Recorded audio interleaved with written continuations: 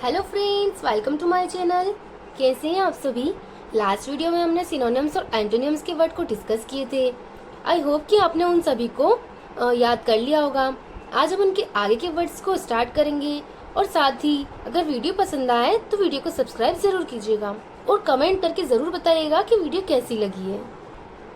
Last video में हमने 63 words complete किए थे। आज हम 64 से स्टार्ट करेंगे, तो चलिए देर ना करते हुए बिल्कुल स्टार्ट करते हैं। 64 है प्रोफाउंड। इसका मतलब होता है गहरा या ऑफ अ स्टेट, क्वालिटी और इमोशन, एवरी ग्रेट और इंटेंस। ये वर्ड एसएससी के एग्जाम में 6 टाइम रिपीट हुआ है और अदर एग्जाम में भी ये वर्ड 6 टाइम रिपीट हुआ है। तो प्रोफाउंड को हम ऐसे समझ सकते हैं कि प्रो को आप दिख रहा होगा पूरा, प्रो मतलब पूरा और फाउंड मतलब किसी चीज को बारे में पूरा जानना, ठीक है, यानी कि गहन अध्ययन करना या गहरी तरह से जानना उसको एकदम अंदर से, तो गहरा, ठीक है।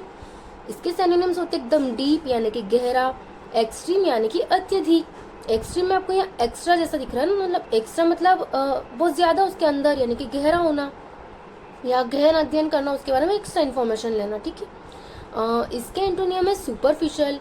उसका इसका मतलब होता है ऊपरी यानी कि एकदम सतह सतह का, मतलब ऊपर ऊपर का पढ़ लेना। इग्नोरेंट यानी कि अज्ञानी होना, ठीक है। जो हर चीज को इग्नोर करता है ना, वो क्या करता है, अज्ञानी होता है। वो हर चीज को ऊपर ऊपर से पढ़ लेता है खाली, ठीक है। शैलो मतलब उथला, तो इसे भी आप याद कर सकते हैं। नेक्स्ट वर्ड है प्रूडेंट। इसका मतलब होता है विवेकी, यानी कि एक्टिंग विथ और showing care and true for the future. ये वर्ड एसएससी की एग्जाम में 11 टाइम रिपीट हुआ है और अदर एग्जाम में ये वर्ड 1 टाइम रिपीट हुआ है। तो प्रूडेंट यानी कि विवेकी होना, तो आप इसे याद कर सकते हैं। इसके साइनोनियम से कॉशंस यानी कि एकदम सावधान होना, वाइज यानी कि बुद्धिमान होना, फ्रूगल यानी कि मितव्ययी और केयरफुल यानी कि सावधान। तो प्रूडेंट यानी कि मैंने आपको पहले बताया था कि प्रूड में आपको प्राउड दिख रहा होगा ना, तो हमें प्राउड किन लोगों पर होता है, जो एकदम समझदारी से अपना काम करते हैं, एकदम सावधान होकर काम करते, ठीक है। तो जो विवेकी होते एकदम अच्छे समझदार है, सावधानी होकर काम करते, ठीक है।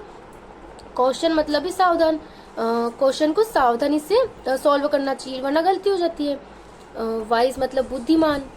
फ्रूगल मतलब मितव्ययी, यानी कि फ्रूट गल गया उसके बाद भी वो खा रहा है, यानी कि वो क्या है, एकदम कंजूस है या कम पैसों को खर्च करता है, ठीक है। यानी कि जो समझदार लोग होते हैं ना, वे ज्यादा पैसे खर्च नहीं कर सकते, ऐसे भी याद कर सकते हैं। केयरफुल यानी कि सावधान। एंटोनियम में अनवाइज यानी कि अविवेकी होना या बुद्धिमत मतलब बुद्धि कम होना। केयरलेस मतलब लापरवाह। इनडिस्क्रेट यानी कि अविवेकी। वेस्टफुल यानी कि अपव्ययी यानी कि ज्यादा वेस्ट करना। और स्टूपिड यानी कि मूर्ख। तो आप इसे याद कर सकते हैं। नेक्स्ट वर्ड है रिप्राइमंड। इसका मतलब है फटकार लगाना या डांटना। ये वर्ड एसएससी के एग्जाम में 8 टाइम रिपीट हुआ है और अदर एग्जाम में ये वर्ड 4 टाइम रिपीट हुआ है। इसका मतलब है a rebuke specially an official one as a verb to rebuke someone specially officially. इसके सिनोनिम से रिबक यानी कि निंदा करना, रिप्रोच यानी कि उलाहना करना, कंडेमनेशन यानी कि निंदा करना, एडमोनिस्ड यानी कि धिक्कारा गया, यानी कि मैंने आपको बताया था ना एडमोनिश कि मतलब मनी के लिए एक मनीष नाम के लड़के ने क्या पार्टी बदल दी तो उसको क्या पड़ी, डांट पड़ी थी। और स्कोल्डेड सेवरली यानी कि कड़ी फटकार लगाना। स्कोल्ड मतलब होता है डांट लगाना, ठीक है। इसके एंटोनियम से रिवॉर्ड यानी कि पुरस्कार देना, फॉरगिवनेस यानी कि क्षमा करना, कॉम्प्लीमेंट यानी कि प्रशंसा करना और प्रेज यानी कि तारीफ करना या प्रशंसा करना। तो आप इन्हें से याद कर सकते हैं। नेक्स्ट वर्ड है सेवर। सेवर मतलब होता है कठोर होना, ठीक है। ये वर्ड एसएससी के एग्जाम में 6 टाइम रिपीट हुआ है और अदर एग्जाम में भी ये वर्ड 6 टाइम रिपीट हुआ है। इसका मतलब होता है ऑफ समथिंग बैड और अनडिजायरेबल या वेरी ग्रेट, इंटेंस। इसके सिनोनियम से एकदम स्ट्रोंग यानी कि मजबूत होना, हार्श यानी कि कठोर होना, डिफिकल्ट यानी कि मुश्किल होना, ठीक है। और इसके एंटोनियम से मिल्ड यानी कि हल्का होना, जेंटल यानी कि कोमल और टॉलरेंट यानी कि सहिष्णु यानी कि कोमल होना, ठीक है।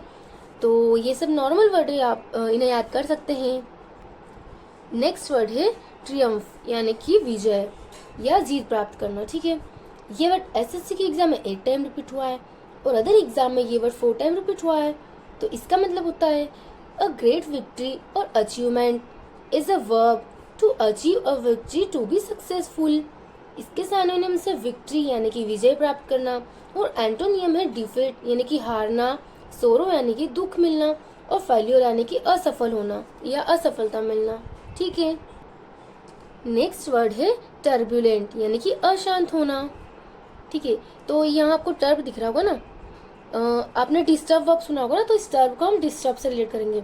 जब हमारा माइंड डिस्टर्ब हो जाता है तो हम क्या हो जाते हैं, एकदम अशांत हो जाते हैं ना, हमारा माइंड एकदम शांति नहीं रहती है, तो आप उसे ऐसे याद कर सकते हैं। इसका मतलब होता है कैरेक्टराइज्ड बाय कॉन्फ्लिक्ट, डिसऑर्डर और कंफ्यूजन, नॉट कंट्रोल्ड और कॉम। ठीक है, ये वर्ड एसएससी के एग्जाम में 9 टाइम रिपीट हुआ है और अदर एग्जाम में ये वर्ड 3 टाइम रिपीट हुआ है। इसके सिनोनिम से वायलेंट यानी कि हिंसक होना, अजिटेशन यानी कि उत्तेजना होना, और स्टॉर्मी यानी कि एकदम तूफानी होना, और एंटोनियम है प्लेसिड यानी कि शांत। प्लेसिड को आप प्लेक पीस से भी रिलेट कर सकते हैं। ठीक है, प्लेक या पीस से यानी कि शांत होना, काम मतलब शांत होना, पीसफुल यानी कि शांतिपूर्ण होना, तो आप इन्हें याद कर सकते हैं। नेक्स्ट वर्ड है एब्स्टेन। इसका मतलब होता है परहेज करना या to restrain oneself from doing और एंजॉइंग समथिंग। ठीक है, तो ये वर्ड एसएससी के एग्जाम में 5 टाइम रिपीट हुआ है और अदर एग्जाम में ये वर्ड 6 टाइम रिपीट हुआ है। तो इसके सिनोनिम्स है रिफ्रेन यानी कि बचना, रेसिस्ट यानी कि प्रतिरोध करना, और एंटोनियम है इंडल्ज यानी कि भोगना, परज्यू यानी कि पीछा करना, और कंटिन्यू यानी कि जारी रखना। तो एब्स्टेन यानी कि परहेज करना है ना, या रोकना या किसी चीज से बचना। ठीक है, तो यूँ समझिए कि एब्स्टेन, अब स्टेन को आप ट्रेन से रिलेट कर सकते हैं। ठीक है, अब ट्रेन निकल चुकी है ना, अब उसे रोक नहीं सकते ना, तो आप उस चीज को रोक नहीं सकते ना, तो परहेज करना यानी कि उस चीज को छोड़ देना या उस चीज से बचना है ना, अपने आप को छोड़ देना। रिफ्रेन यानी कि बचना, रेसिस्ट यानी कि प्रतिरोध करना, और जो इंदु लगी है यानी कि भोगना। तो आप इसे ऐसे समझ सकते हैं कि इंदु नाम की एक लड़की है ना, वो रास्ते में कहीं गिर गई होगी, तो उसे थोड़ी बहुत चोट आ गई होगी, तो उसने उसकी बहन से कहा कि घर जाके मम्मी से मत बोलना, और उसने क्या किया, घर जाके उसकी मम्मी को बोल दिया कि इंदु को लगी है। तो उसके घर वालों से क्या, उसको डांट पड़ी, वो बच नहीं सकी ना उनके घर वालों से, उसको डांट सुननी पड़ी, सब कुछ सहना पड़ा उसको। पर्सी मतलब पीछा करना, तो इसे आप ऐसे समझ सकते हैं कि पर्सी में आपको दिख रहा होगा पर्स, तो एक लड़की पर्स लेके जा रही होगी ना, तो अचानक कुछ लोगों ने उसका पर्स चुरा लिया, तो वो क्या कर रही है, उन लोगों का पीछा कर रही है अपना पर्स लेने के लिए। ठीक है, और कंटिन्यू यानी कि जारी रखना, तो इसे आप याद कर सकते हैं। नेक्स्ट वर्ड है एडवर्सिटी। इसका मतलब है विपत्ति यानी कि डिफिकल्टीज और मिसफॉर्चून यानी कि दुर्भाग्य होना। ये वर्ड एसएससी के एग्जाम में 8 टाइम रिपीट हुआ है और अदर एग्जाम में ये वर्ड 3 टाइम रिपीट हुआ है। तो इसके सिनोनिम से मिसफॉर्चून यानी कि दुर्भाग्य होना, हार्डशिप्स यानी कि कठिनाई होना, माइजरली यानी कि दुख होना, और टाइम ऑफ ट्रबल यानी कि संकट का समय, और इसके एंटोनियम में प्रॉस्पेरिटी यानी कि समृद्धि होना। तो इन्हें आप याद कर सकते हैं। नेक्स्ट वर्ड है एंजियस यानी कि चिंतित होना या फीलिंग और शोइंग वरी और नर्वसनेस, एक्सपीरियंसिंग वरी और अनीज, सॉलिशियस। ठीक है, ये वर्ड एसएससी के एग्जाम में 6 टाइम रिपीट हुआ है और अदर एग्जाम में ये वर्ड 5 टाइम रिपीट हुआ है। तो ये इस वर्ड का मतलब तो आपको पता ही होगा। इसके सिनोनिम्स होते हैं नर्वस होना यानी कि बेचैन होना, एप्रिहेंसिव यानी कि चिंताजनक होना, ईगर यानी कि उत्सुक होना, और वरीड यानी कि चिंतित होना, स्केर्ड यानी कि डरा हुआ। और इसके एंटोनियम्स होते हैं काम यानी कि शांत, अनकंसर्ड यानी कि बेपरवाह, कंपोज्ड यानी कि शांत होना। ठीक है, तो आप इन्हें ऐसे याद कर सकते हैं।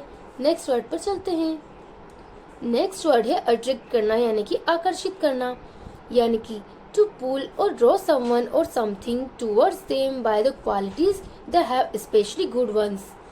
ये वर्ड एसएससी के एग्जाम में 9 टाइम रिपीट हुआ है और अदर एग्जाम में ये वर्ड 2 टाइम रिपीट हुआ है। इसके सिनोनिम से फैक्सिनेट करना यानी कि मोहित करना, इंटाइस करना यानी कि लुभाना, और इंगेज करना यानी कि लगना। और इसके एंटोनिम होते हैं रिपेल यानी कि पीछा करना या रद्द करना या ठीक है, और डिटर्स यानी कि बाधक, रिपल्स यानी कि प्रतिरोध करना। तो इन्हें आप ऐसे याद कर सकते हैं। आज के लिए हम इतने ही वर्ड्स रखेंगे, इसके आगे के वर्ड्स को हम नेक्स्ट वीडियो में कंटिन्यू रखेंगे। वीडियो पसंद आई हो तो वीडियो को लाइक और सब्सक्राइब जरूर कीजिएगा और अपने दोस्तों तक शेयर जरूर कीजिएगा। साथ ही वीडियो कैसी लगी कमेंट में जरूर बताइएगा। नेक्स्ट वीडियो में मिलते हैं।